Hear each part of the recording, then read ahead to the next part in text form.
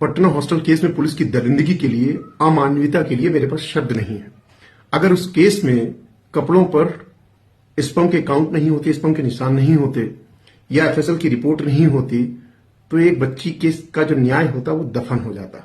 बच्ची को शायद न्याय कभी नहीं मिलता और हमेशा के लिए वो कहानी दफन हो जाती। मैं सवाल पूछना चाहता हूं हर प्रदेश की व्यवस्था से, हर पुलिस व्यवस्था से, आपके यहां आपके कोई बच्ची नहीं है, आपकी मां नहीं, आपकी बेटी नहीं, आपकी बहन नहीं है, आपके अंदर अगर इतनी भी मानवीयता हो तो कम से कम जो भी इस तरीके के केस को आप कैसे कर सकते हैं? मैं बिहार पुलिस से सवाल पूछना चाहता हूं, ऐसा अमानवीय कृत्य आप सोच भी कैसे सकते हैं? Forget about money and all that, कि कम से कम आप मानवीय ग्राउंड के क्या, ये वर्दी क्या ऐसी होती है? अगर वर्दी में आने के बाद इंसान की मानवीयता खत्म हो जाती है तो वास्तव में ऐसी वर्दी को तो हटा देना चाहिए। ऐसी जहां पर व्यवस्था ही करप्ट है, पुलिस व्यवस्था ही करप्ट है, तो ऐसी व्यवस्था का होने का फायदा क्या है जहां पर आम इंसान आप ही लोगों से प्रताड़ित है? इस देश में इतने लोग पुलिस व्यवस्था से प्रताड़ित हैं, इतने लोग प्रताड़ित हैं जो मेन स्ट्रीम गुंडों से नहीं परेशान है, जो मेन स्ट्रीम व्यवस्था से नहीं परेशान है, वो पुलिस व्यवस्था से परेशान है, क्योंकि हर जगह पर साठगांठ करने के लिए घूसखोर पुलिस अधिकारियों और घूसखोर पुलिस व्यवस्था की वजह से आम इंसान इतना पीड़ित हो जाता है कि आखिर में बहुत सारे लोग तो अपनी जान भी दे देते हैं। मैं आप लोगों से पूछना चाहता हूं हाथ जोड़ करके बड़ी मानवता से, कि आपके अंदर इतनी भी मानवता नहीं होती? क्या वर्दी पहनने के बाद वो पूरी मानवता खत्म हो जाती है? कैसे आप ऐसी दरिंदगी कर सकते हो? कैसे गलत रिपोर्ट बना सकते हो? कैसे एक मासूम के साथ में इनजस्टिस कर सकते हो?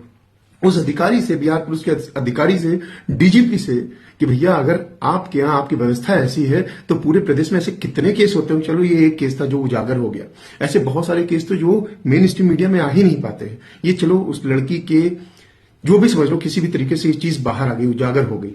ऐसे सैकड़ों केस मेन स्ट्रीम मीडिया में घूमते रहते, बट उन पर कोई संज्ञान लेने वाला नहीं है। मैं फिर से पूछना चाहता हूं कि भैया ऐसी पुलिस व्यवस्था का, ऐसी प्रशासनिक व्यवस्था का, जिनको हम अपने टैक्स के पैसे पर पालते हैं, जिनको अपने टैक्स के पैसे से उनकी सैलरी जाती है, इनके पूरे तीन झाम के लिए ये जो हम पैसा देते हैं, टैक्स का पैसा देते हैं, उससे आप हमारी खाल नोचने के लिए, हमारे लोगों को मारने के लिए छोड़ देते हैं। उन्हीं से ही घूस लेकर के उन्हीं लोगों को जो विक्टिम होता है उसी को ही निपटा देते हैं।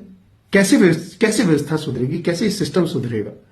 कोई है क्या? पूरा सिस्टम करप्ट हो चुका, पूरे तालाब में भांग घोल दी गई है, पूरा सिस्टम ही करप्ट है। आप किससे आवाज की गुहार लगाओ, किससे गुहार लगाओगे, किससे कहोगे कि भैया इस बच्ची के साथ में या इस इंसान के साथ में इनजस्टिस हुआ? किससे करोगे? क्योंकि ऊपर से नीचे तक पूरी चेन करप्ट है।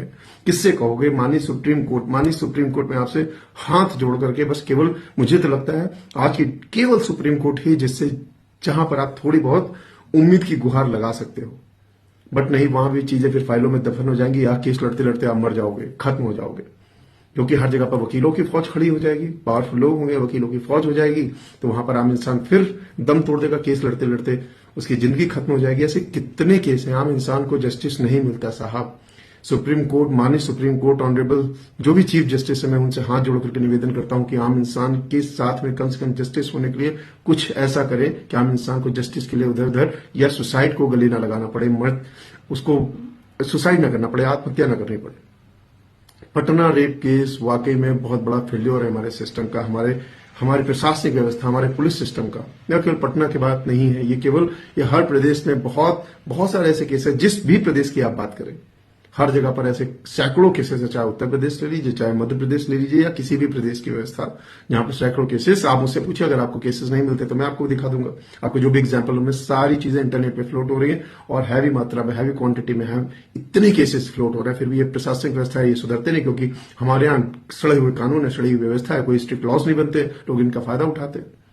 चलिए ठीक, अगर आपको लगता है कि मैं सही बात कर रहा हूं तो इसको कम से कम शेयर ज्यादा शेयर जरूर करें और अपनी प्रतिक्रिया जरूर दें कि हम कैसे इस सिस्टम को सुधार सकते हैं। Thank you very much.